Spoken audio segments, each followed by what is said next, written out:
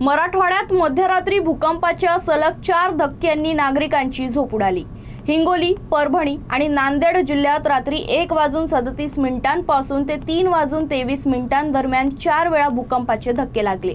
पहिल्या धक्क्याची तीव्रता रिश्टर स्केलवर 4.4 इतकी नोंदवण्यात आली असून भूकंपाचे केंद्र हिंगोली जिल्ह्यातील वसमत परिसरात असल्याची माहिती आहे। मराठवाड्यातील हिंगोली, परभणी आणि नांदेड जिल्ह्यांमध्ये मध्यरात्री सलग 4 वेळा भूकंपाचे धक्के जाणवले। पहिला धक्का रात्री 1:37 बसला। त्यानंतर 3:23 पर्यंत आणखी 3 सौम्य धक्के जाणवल्याने नागरिकांमध्ये भीतीचं वातावरण निर्माण झालं।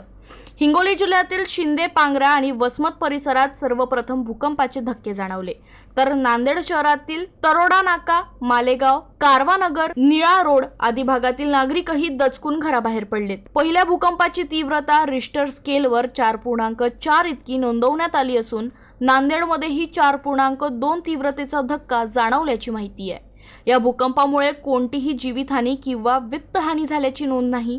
गेल्या 6 वर्षांपासून हिंगोली जिल्ह्यातील औंढा नागनाथ, कळमनुरी आणि वसमत तालुक्यांमध्ये अधूनमधून सौम्य भूकंपाचे धक्के बसल्याचं प्रकरण समोर येत असतं। मात्र अवघ्या 2 तासात सलग 4 धक्के जाणवण्याची ही पहिलीच घटना असल्यानं नागरिकांमध्ये चिंतेचं वातावरण आहे।